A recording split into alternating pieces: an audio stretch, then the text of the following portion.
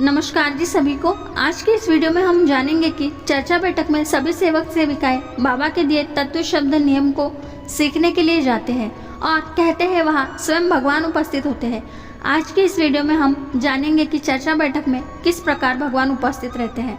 महान त्यागी बाबा जुमदेव जी कहते हैं, हे सेवक, चर्चा बैठक का बहुत ही बड़ा महत्व होता है, क्योंकि चर्चा बैठक में एक भगवान की चर्चा होती है और भगवान के गुणगान गाए जाते हैं। अगर हम भगवान को सामने रखते हुए मन लगाकर बैठते हैं तो हमारे बहुत सारे दुख चर्चा बैठक में नष्ट हो सकते हैं, क्योंकि यह हमें भगवान की दिशा दिखाती है।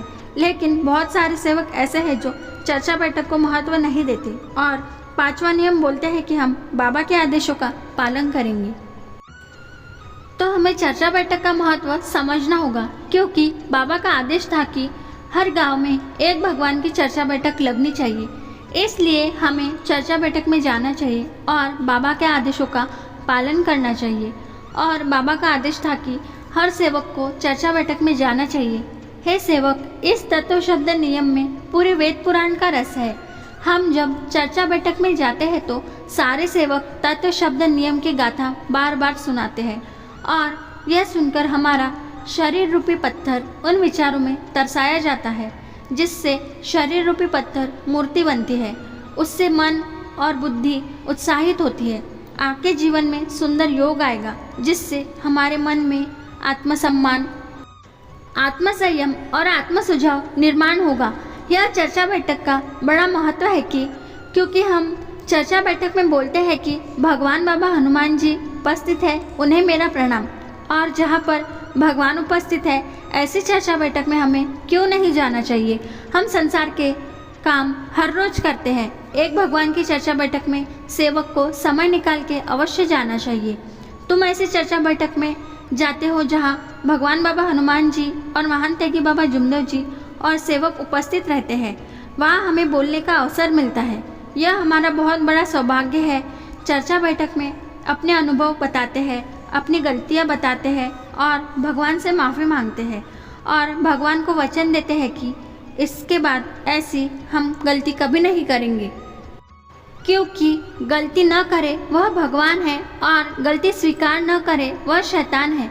गलती पर पछतावा करे वह इंसान है। चर्चा बैठक में सेवक अपनी गलती स्वीकार करे तो उसे माफ़ी मिल जाती है, क्योंकि चर्चा बैठक एक स्कूल है।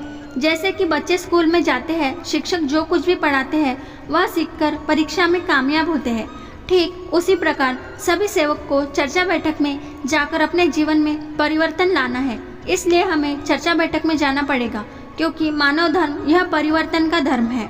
बाबा ने अपने मार्गदर्शन में कहा है कि युग परिवर्तन हो रहा है, इसलिए हमें भी मरते दम तक परिवर्तन करना होगा। किसी सेवक को ऐसा नहीं कहना चाहिए कि मैं 20 साल पुराना सेवक हो गया हूँ, मैं चर्चा बैठक में नहीं जाऊँगा।